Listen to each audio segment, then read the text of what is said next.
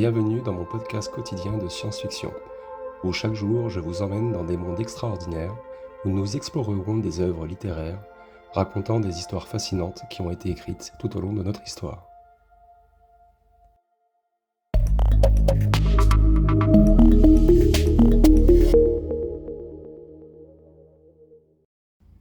Allez, bonjour à toutes et à tous, j'espère que vous allez tous bien. Petit message avant l'épisode. Comme d'habitude, à la fin de l'épisode, je vous mettrai une partie où je vous expliquerai exactement ce que représentent les images pour les plus curieux. Je préfère le mettre à la fin, je me répète, parce qu'on m'a reposé la question. Ça permet donc aux auditeurs qui veulent écouter la vidéo tranquillement de ne pas se prendre la tête avec des explications qu'il y a des images. Il y en a qui préfèrent comme ça, et il y en a d'autres qui préfèrent avoir un peu plus de détails. Donc ils patientent jusqu'à la fin de la vidéo, où vous pouvez y aller directement pour voir ce que représente chaque image. Voilà. En tout cas, bon épisode à vous, prenez soin de vous. Ciao. Bonjour à toutes et bonjour à tous, très chères auditrices, très chers auditeurs. J'espère que vous allez tous bien et que vous avez passé une belle journée ou que vous la passez, en tout cas. Bienvenue aux nouveaux abonnés aussi, je vois que ça arrive de plus en plus, c'est super cool. Alors pour l'épisode 5, on s'était arrêté, donc à l'épisode 5, l'implication sociétale et environnementale, et on va s'intéresser donc à l'accessibilité énergétique, et vous allez voir, on va parcourir tout un tas de sujets complètement différents. Il y a pas mal de choses différentes en fait selon moi, on va dire quand j'ai créé l'article en fait je me suis dit mais ok on parle de ça, j'espère que je vais pas trop vous perdre. En tout cas, on y reviendra plus tard. Oui, même si vous avez des questions, n'hésitez pas à les poser en commentaire. Je suis là pour vous aussi, il n'y a pas de souci. Alors, on va explorer comment les avancées donc, dans la technologie des batteries pourraient transformer l'accessibilité énergétique et puis même démocratiser aussi l'accès à l'énergie propre. Donc ça, c'est un enjeu majeur, comme vous en doutez, pour les applications sociétales et environnementales. Tout d'abord, on a les réductions des coûts, puisque les progrès technologiques, en fait, dont la conception et la fabrication des batteries sont essentielles pour réduire les coûts associés à l'énergie renouvelable. Donc à mesure que les batteries deviennent plus efficaces et moins chères à produire, eh bien, l'énergie stockée issue de sources renouvelables, comme le solaire ou l'éolien, eh bien, devient plus abordable pour un plus grand nombre de personnes et de communautés à travers le monde. Donc du coup, c'est une économie d'échelle. À mesure que la demande pour les batteries augmente et que les processus de production se perfectionnent, eh ben, les coûts unitaires diminuent. Et ça rend les technologies de batterie plus accessibles. Et ensuite, pour cette réduction des coûts, le deuxième point, c'est l'innovation en matière de coûts, puisque le développement de nouvelles technologies, comme les batteries à base de matériaux abondants ou recyclés, ça pourrait également réduire les prix et même minimiser la dépendance aux matériaux rares et coûteux. Le deuxième point, c'est l'amélioration de l'infrastructure énergétique, puisque les batteries de haute capacité sont plus durables et peuvent transformer l'infrastructure énergétique, surtout dans les régions éloignées ou moins développées, et où d'ailleurs le raccordement au réseau électrique est traditionnel et économiquement irréalisable. Donc j'ai retenu 2 points, on a les micro-réseaux. En fait, les batteries, elles permettent la création de micro-réseaux dans des communautés isolées, et ça fournirait une alimentation stable et fiable qui peut supporter des écoles, des hôpitaux et des entreprises locales. Et ensuite, on a les systèmes de stockage domestiques. Et là, en fait, c'est des systèmes de batteries domestiques qui sont combinés en fait avec des panneaux solaires et qui peuvent permettre en fait aux individus de devenir entièrement ou partiellement indépendants des réseaux électriques traditionnels. Et ça réduirait ainsi les coûts énergétiques et augmente la résilience face aux pannes de réseau et aux catastrophes naturelles. Et puis aussi, j'aime bien le dire, on a la promotion de l'égalité énergétique. Parce que l'accès élargi à des batteries abordables et efficaces, ça pourrait réduire les disparités énergétiques entre les différentes régions et classes socio-économiques. Et ça promouvrait en fait une plus grande équité. Voilà, donc la réduction de la pauvreté énergétique, c'est des batteries plus accessibles et économiques qui permettent aux foyers à faible revenu de bénéficier de l'énergie renouvelable et qui réduiraient ainsi leur dépendance aux combustibles coûteux et polluants. Et l'empowerment des communautés, en fait, c'est en gros l'accès à des énergies renouvelables via des batteries fiables qui peut dynamiser en fait les communautés en fournissant des ressources nécessaires pour l'éducation, la communication et puis le commerce. Donc vous voyez déjà, en somme, les avancées dans les technologies de batterie, elles ont le potentiel quand même de transformer radicalement l'accessibilité à l'énergie propre en réduisant les coûts, en améliorant l'infrastructure et en promouvant l'égalité énergétique. Et du coup, tout le monde serait content. Je ne suis pas sûr que des grandes boîtes soient d'accord avec ça. Et ces changements, en fait, ils pourraient mener à une société plus juste et durable, où l'accès à l'énergie est un endroit en fait, qui est universel et non un privilège. On est d'accord. Parlons maintenant des réductions des déchets. Alors, il y a des innovations qui visent à minimiser les déchets et à maximiser le recyclage des composants de batterie. Il y a plusieurs points, selon moi, que l'on doit discuter. Tout d'abord, l'amélioration des technologies de recyclage. Il y a donc la réduction des déchets de batterie qui commence par des technologies de recyclage plus efficaces et plus accessibles. Et donc les innovations dans ce domaine elles permettent de récupérer davantage de matériaux utilisables et de minimiser en fait les déchets résiduels, hein. Donc on a le recyclage amélioré au niveau moléculaire. En gros, vous avez les technologies qui sont émergentes, hein, telles que le recyclage hydrométallurgique, qui permet de dissoudre les batteries usées et de séparer les métaux précieux à l'aide de solutions chimiques, qui récupèrent ainsi des matériaux à un degré de pureté élevé. Et ensuite, on a les méthodes de séparation avancées. En gros, c'est des nouvelles méthodes de tri et de séparation qui sont basées sur des technologies de reconnaissance optique ou magnétique qui facilitent en fait la ségrégation en fait des différents composants des batteries, qui améliorent l'efficacité du recyclage, quoi. Ensuite, le deuxième point, c'est la conception écologique des batteries. Donc l'éco-conception, hein, des batteries, elle joue un rôle fondamental dans la réduction des déchets. Et en intégrant en fait des considérations environnementales dès la phase de conception, les fabricants ils peuvent non seulement faciliter le recyclage, mais aussi réduire l'impact environnemental des batteries tout au long de leur cycle de vie. Donc selon moi, il y a deux points, c'est l'utilisation de matériaux recyclables ou biodégradables. Donc il y a des efforts, qui sont faits pour développer des batteries utilisant des matériaux plus faciles à recycler ou biodégradables, tels que des polymères naturels ou des électrolytes non toxiques. Et la standardisation des composants aussi, donc c'est en gros des designs et des matériaux qui peuvent simplifier le processus de démontage et puis afin de recycler des batteries qui permettent une récupération plus efficace des matériaux. Alors bien sûr, faisons un petit tour vite fait des politiques et des réglementations, puisque les politiques gouvernementales et réglementations jouent un rôle crucial dans la gestion des déchets de batterie. Ça peut encourager ou même obliger les fabricants à adopter des pratiques plus durables. Donc déjà, parlons de la responsabilité élargie du producteur.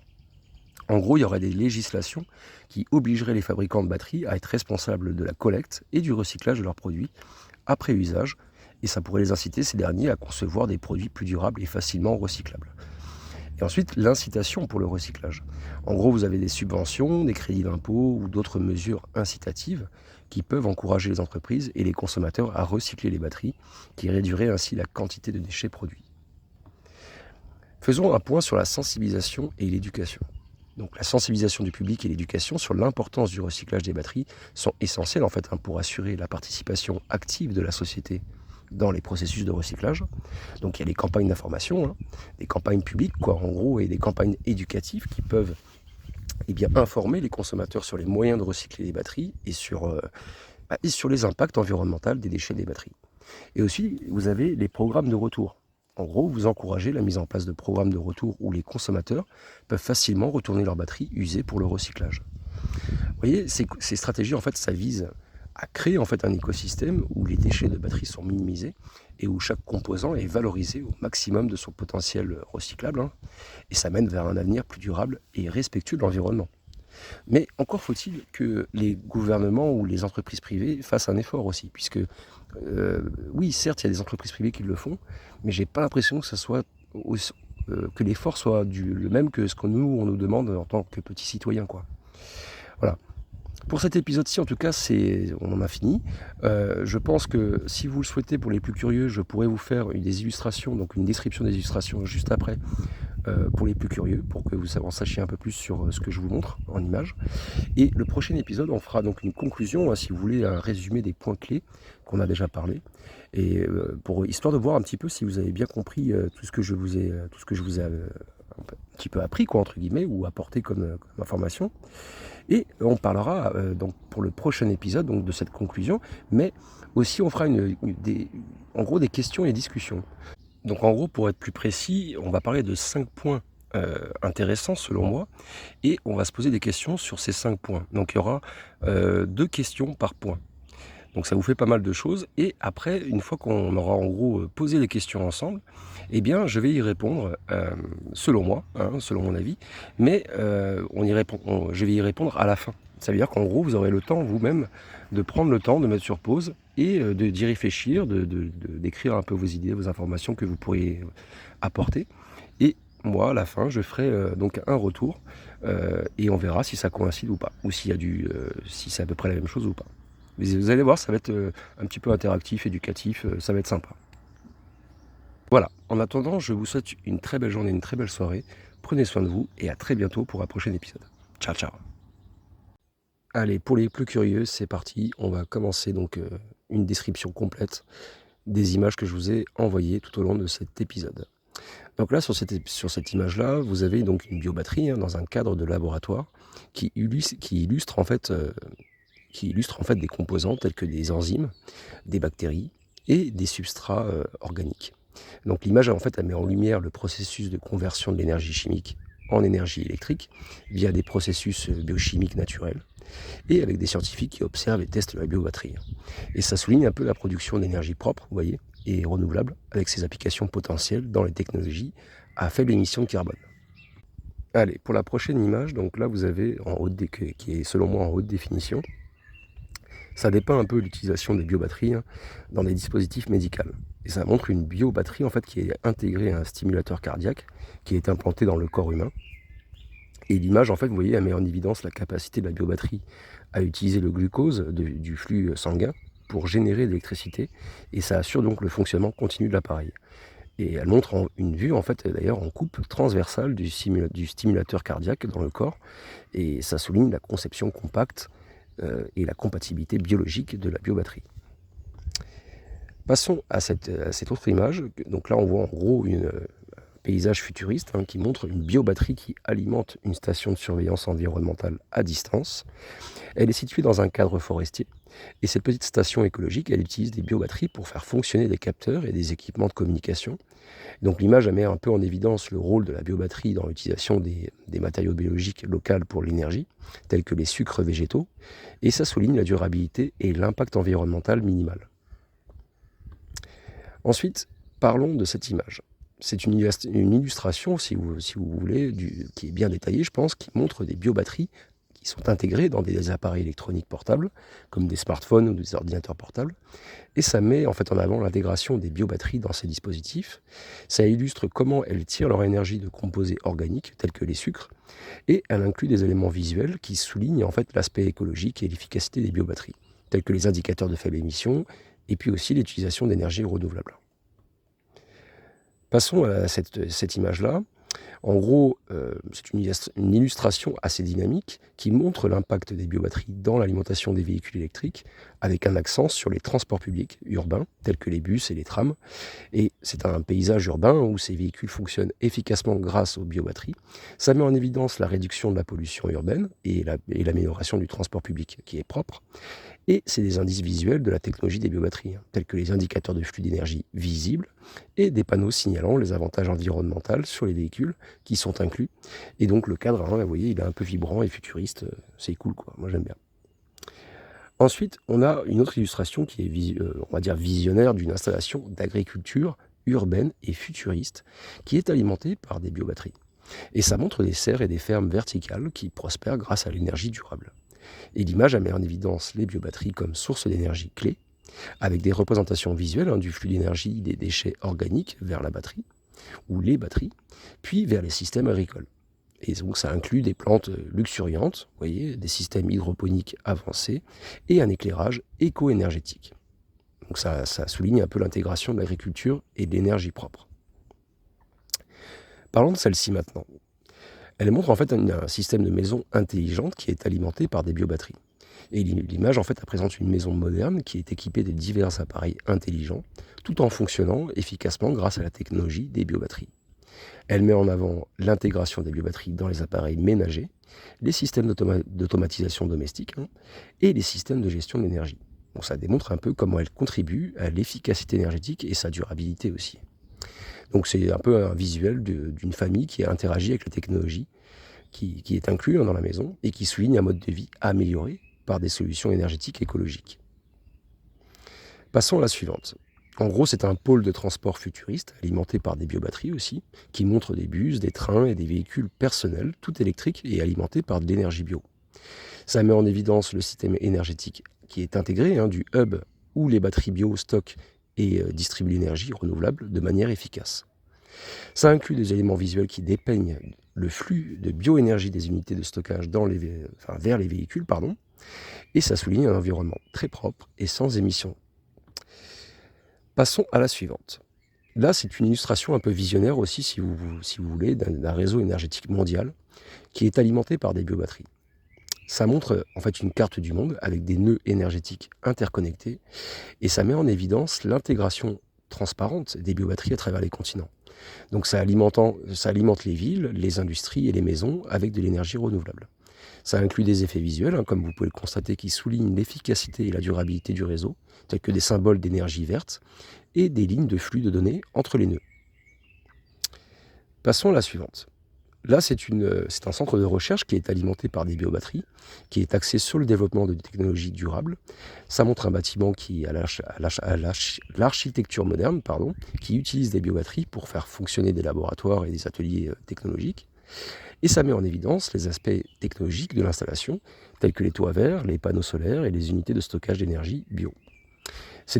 On voit un peu des représentations visuelles de scientifiques qui travaillent avec des technologies avancées qui sont incluses, et ça montre un peu le rôle des biobatteries dans la promotion de l'innovation et de la responsabilité environnementale.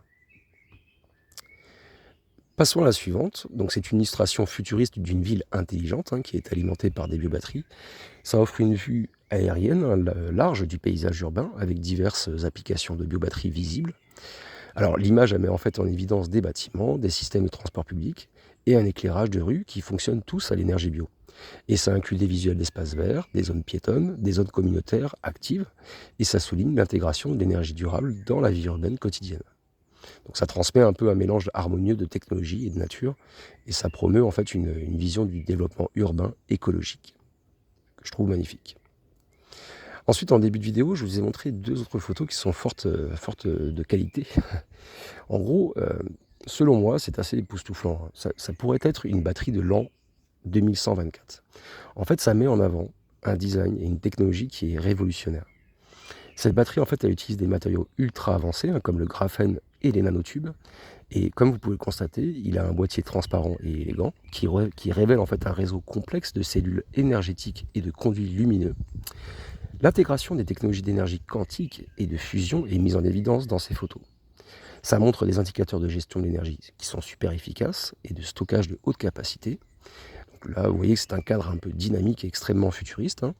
Et ça incarne, selon moi, le sommet de l'évolution de la technologie des batteries, qui est adapté pour cette présentation. Voilà, en tout cas, pour les plus curieux, j'espère que ça vous a plu, ces petites descriptions, en tout cas. On se retrouve pour le prochain épisode, il n'y a pas de problème, il est en préparation. Et en attendant, prenez soin de vous et à très bientôt. N'hésitez pas à vous abonner. Ciao, ciao.